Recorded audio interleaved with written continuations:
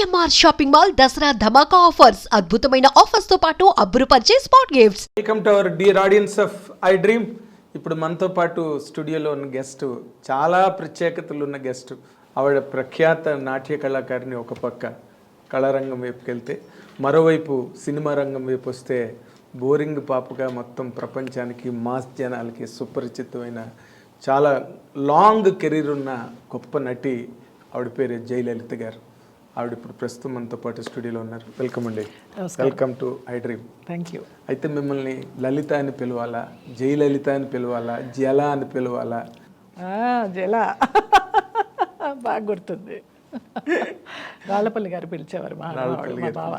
అవును, జల. మీరేమో బావ అని పిలిచేవారు. అని పిలిచేదాన్ని. అవును, గుడ్. చాలా సంతోషంగా. చాలా గుర్తులు ఉన్నాయి మీవి నాకు.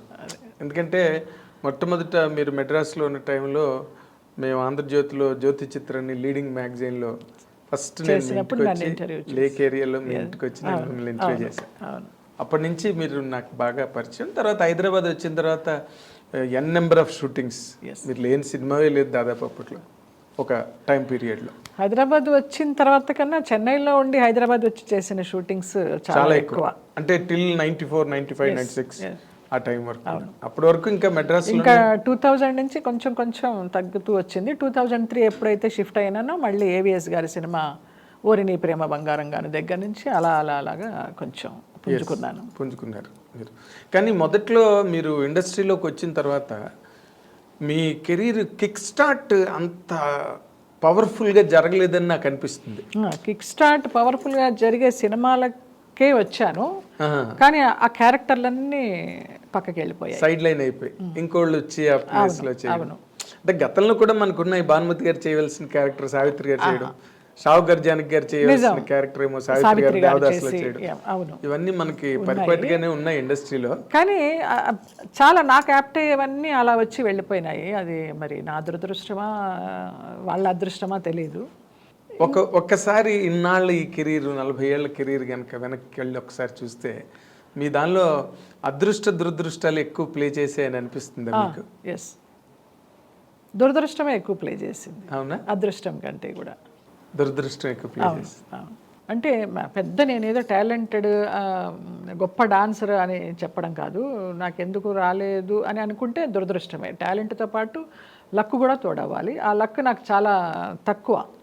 లక్ పాళ్ళు తక్కువ. లేకపోతే నిజంగా ఇప్పుడు నాకు ఎప్పుడు అనిపిస్తుంటుంది, సినిమా ఇండస్ట్రీలో ఒక జ్యోతి లక్ష్మి గారికి, ఒక జయలలిత గారికి వాళ్ళు they are more than heroine material అని. అంటే జయమాలిని కానీ సిల్క్ స్మిత్ కానీ వాళ్ళు ఎవరు కాదు. అవును అవును, జ్యోతి లక్ష్మి గారు చాలా మ్యాగ్నెటిక్ పర్సనాలిటీ, చాలా అందగత్తే ఆవిడ, గొప్ప వాళ్ళందరికంటే కూడా నాకు ఎల్వి జయలక్ష్మి గారు. ఎల్వి జయలక్ష్మి గారు అది వేరు. She's a classic dancer. Dancer ఆవిడ ఎప్పుడు అంతస్తుల సినిమాలో ఒక్క సీన్ చిన్నది కొంచెం సెక్సీగా ఉండేటట్టుగా మాస్ చేశారు. కానీ బట్ తక్కువన్నీ భరతనాట్యాలే ఆవిడ చేసినవన్నీ దాదాపు. అలా ఇష్టం నాకు. అస్సలు కొంచెం ఒక్కటి కూడా రాలేదు అలాగా. ఒక్క స్వయం కృషిలో మాత్రం లాస్ట్లో క్లైమాక్స్లో క్లాసికల్ సాంగ్. బట్ చిరంజీవి గారికి, చరణ్ రాజు గారికి ఫైట్, ఆ ఫైట్ మీదకి వెళ్తుంది కానీ ఆడియన్స్ దృష్టి నా సాంగ్ మీద పోలేదు.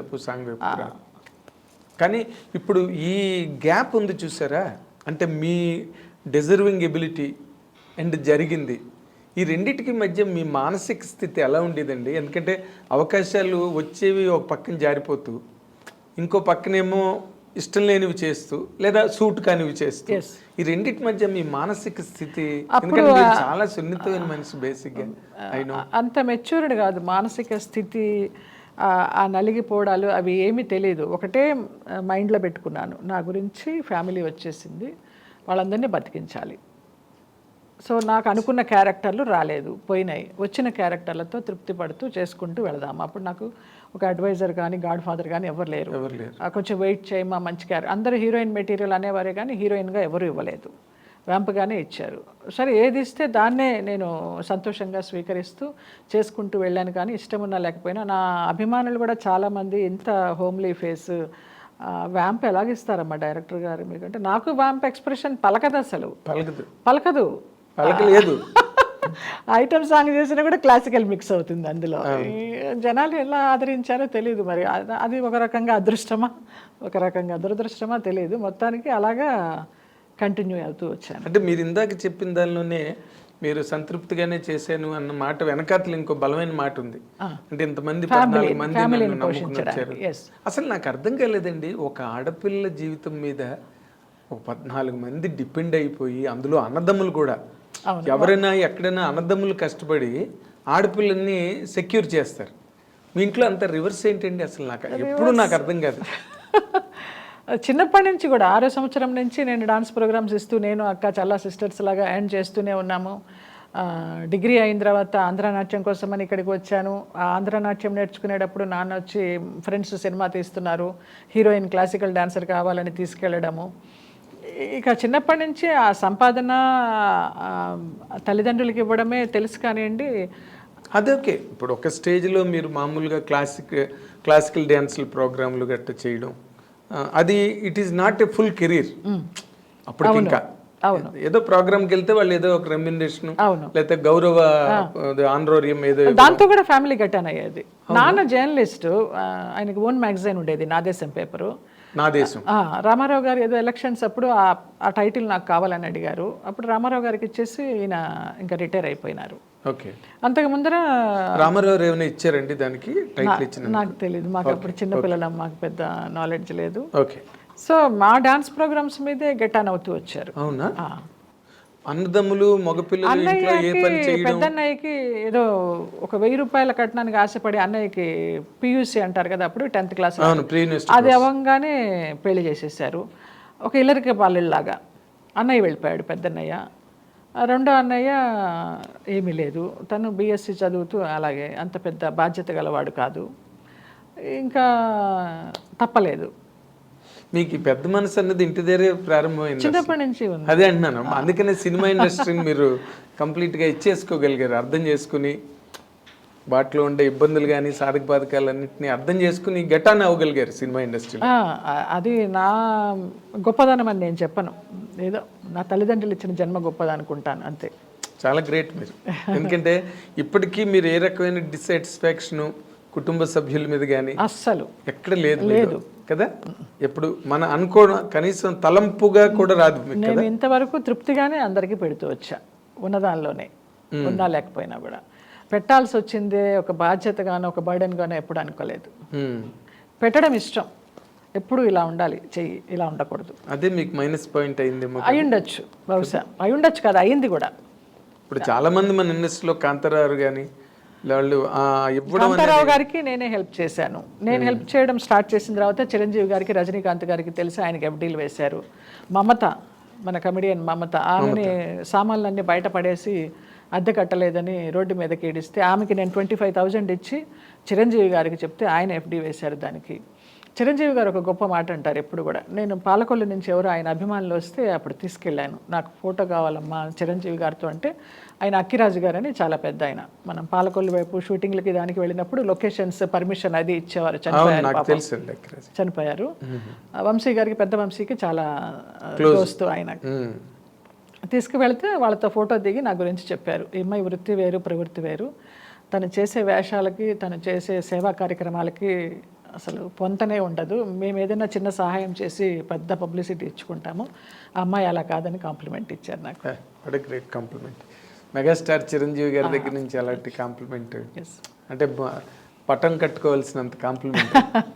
ఎగ్జాక్ట్, సంతోషించాను చాలు. అలాంటి ఒక మాట ఎంతో తృప్తినిస్తుంది. ఇవన్నీ ఈ అసంతృప్తులన్నీ పక్కనకి వెళ్ళిపోతాయి. అంటే మీరు సినిమా ఇండస్ట్రీలో మీకు లభించిన ఈ కైండ్ ఆఫ్ సాటిస్ఫాక్షన్ ఏదో, దాంతో మీరు ఇంటి హోమ్ ఫ్రంట్ లో ఉన్న షాక్స్ ని బాగా ఇచ్చేసుకున్నారు అనుకుంటున్నాను. అంతే కదా, కరెక్ట్. అంటే బయట ప్రపంచంలో మీరు more successful than at home. అవును, అంతేనా? అవును. మరి మీరు ఎప్పుడు కూడా వాళ్ళకి, కుటుంబంలో ఉన్న వాళ్ళందరికీ మీరు మీ తోవ మీరు చూసుకోండి, మీ పని మీరు చేసుకోండి అని ఏ రోజున చెప్పలేదు? ఏ రోజు చెప్పలేదు. నాకు అట్లా చెప్పలేను. నేను మరబొమ్మలాగా వదిలేసి, నాకు శక్తి ఉంది, నేను చేస్తాను అంతవరకు. ఇప్పటికి కూడా, ఈ రోజు వరకు కూడా అంతే. ఇంకా 2 మేనగోడళ్ళు ఉన్నారు నాకు పెళ్ళిళ్ళకి, వాళ్ళకి చేర్చి పెడుతూ ఉంటాను, ఉన్నా లేకపోయినా. నాదే బాధ్యత అంతే. నేను చేస్తే నాకు సంతోషం. నా అమ్మ నాన్నలు పై లోకాల నుంచి నన్ను దీవిస్తారు. వాళ్ళ ఆత్మలు శాంతిస్తాయని నాకు ఒక నమ్మకం. ఎందుకంటే అమ్మ పోయేటప్పుడు చెప్పింది, వీళ్ళందరినీ చూసుకోవే కొంచెం, వాళ్ళు ఎవరికి ఏమీ దోవలేదనేసి. ఇక ఆ మాట ఉండిపోయింది, ఆమె ఇచ్చిన జన్మ ఇది, ఆమె పెట్టిన భిక్ష ఇది అనేసి అలాగా. గ్రేట్ అండి, దండం.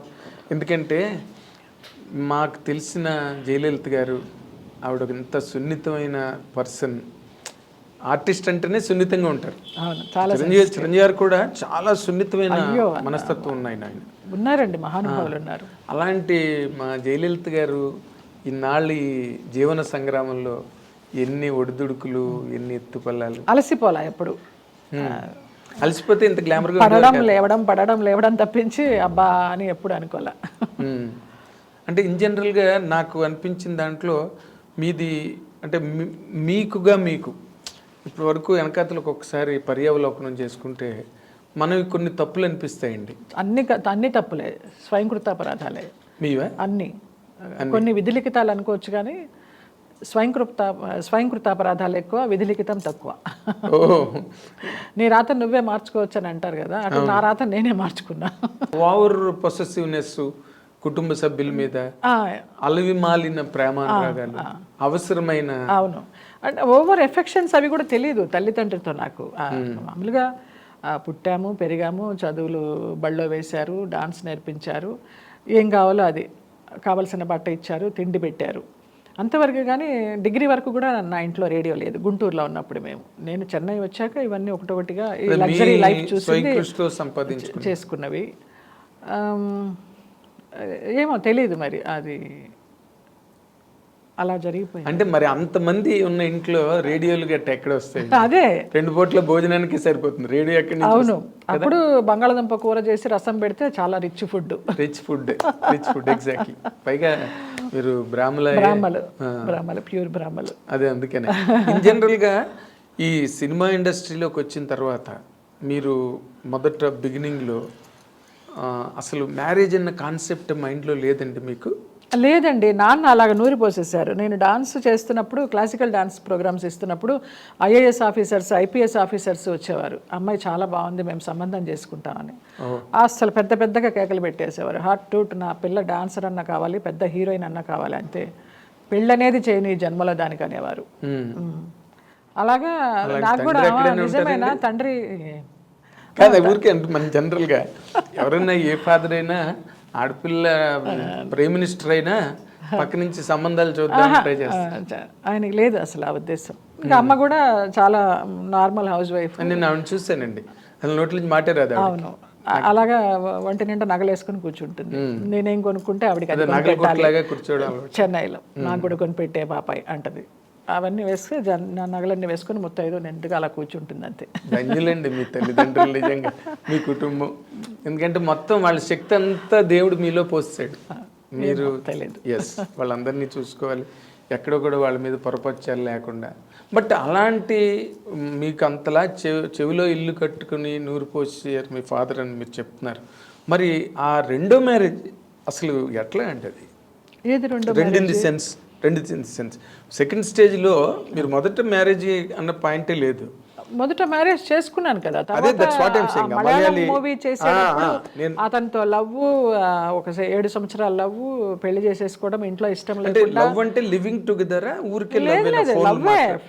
ఇంటికి వచ్చేసేవాడు, మార్నింగ్ నుంచి నైట్ వరకు మన ఇంట్లోనే ఉండేవాడు. నేను ల్యాండ్ లైన్ అయితే ఎవరైనా ప్రొడ్యూసర్ ఫోన్ చేస్తే నేను గొంతు మార్చేసి జయలలిత లాగా కాకుండా వాళ్ళ సిస్టర్ లాగానో ఎవరిలాగానో, లేదండి బిజీగా ఉంది వేరే షూటింగ్లో అని చాలా షూటింగ్లో మానేసిన సందర్భాలు ఉన్నాయి ఇతనితో ఉండడానికే. అట్లా అంత లవ్ చూపించాడనమాట. ఇంట్లో లవ్ తక్కువ నాకు. ఎవరికి వాళ్ళు షూటింగ్ నుంచి వచ్చేసరికి నిద్రపోతూ ఉండేవాళ్ళు, లేకపోతే డైనింగ్ టేబుల్ మీద ఫుడ్ ఉంటే పెట్టుకుని తినడమో, లేకపోతే అది కూడా లేకపోతే పడుకోవడమో చేసేదాన్ని. రోజుకి 3 షిఫ్ట్ చేసేదాన్ని. పెద్ద నాతో ఎవరు ఇంట్లో వాళ్ళు కూడా షూటింగ్కి వచ్చేవాళ్ళు కాదు. నా ప్రొఫెషన్ ఇల్లు ఎంత మీ డబ్బులేకి తప్పితే మీరు ఇక అంతే, జగమెరిగిన సత్యం అది. అంటే మీరు లివింగ్ టుగెదర్ అండి? మ్యారేజ్ లేదు, మ్యారేజ్ చేసుకున్నాం చోటానికరమ్మ ఆలయం అని కొచ్చిన్లో. చాలా 7 ఏళ్ల లవ్ తర్వాత లవ్ లో ఉన్నప్పుడు చాలా మంది పెద్దలు చెప్తూ వచ్చారు. చలపతిరావు గారు కానీ, గోపాలకృష్ణ గారు కూడా మీకు చెప్పడం నాకు తెలుసు. నేను అబద్ధం చెప్పా ఆయనకి, గోపాలకృష్ణ గారికి. కేరళలో షూటింగ్ అని చెప్పి వెళ్ళి పెళ్లి చేసుకున్నాను నేను. పెళ్లి చేసుకొని వచ్చిన తర్వాత తిరుపతిలో షూటింగ్ మాది. ఏదో నేను, కిన్నెర, గోపాలకృష్ణ గారు, శారద గారు, పరిచయమా ఏదో సినిమా, పరిచయమా ఏదో పేరు, దాని పేరు. ఆ సినిమా అప్పుడు ముక్కు పగిలిపోయింది. ఏంటే ఏమైందన్నారు. అప్పుడు కొట్టడం కూడా స్టార్ట్ చేశాడు మా ఆయన. అయితే ఫేషియల్ చేయించుకోవడానికి వెళ్ళాను గురువుగారు బ్యూటీ పార్లర్కి. అమ్మాయి గోరేదో తగిలిందని చెప్పా. అబద్ధం చెప్తున్నావు కదా అన్నారు. అప్పుడు ఏసీకి వచ్చి కూర్చుని ఆయన మీద పడి ఏడుస్తా కూర్చున్నా. ఇది జరుగుతుంది గురువుగారు అని. నేను చెప్పానా వద్దని. వాడు దొంగకోళ్ళు పట్టే మొహంలా ఉన్నాడు. ఎందుకు అలాగా తొందరపడ్డావు, ఇప్పుడు సినిమాలు కూడా పోయినాయి, నీ క్యారెక్టర్లు ఎవరెవరికో వెళ్ళిపోతున్నాయి అనేసి ఆయన బాధపడ్డారు. And don't forget to subscribe to iDream. And for more videos, Please subscribe to iDream. Please subscribe to iDream. Please subscribe iDream. And please subscribe to iDream. For more videos, subscribe to iDream. please like, share, and subscribe to the channel. Congratulations, iDream. Subscribe to iDream. Subscribe to iDream. So subscribe to iDream Media. iDream ki iDream team andarki huge congratulations. Please subscribe iDream Media. Please subscribe to iDream. Subscribe iDream. Please subscribe to iDream. iDream అంటే నా కళల channel subscribe చేసుకున్న నోరు తిరుగుతలేదు. మీరైతే గంట గుర్తు కొట్టండి. For more such videos, please subscribe to iDream. Subscribe to iDream. Please subscribe to iDream. Please subscribe iDream Media. Please do subscribe to iDream. Please subscribe to iDream Media. For best entertainment and information, please subscribe iDream.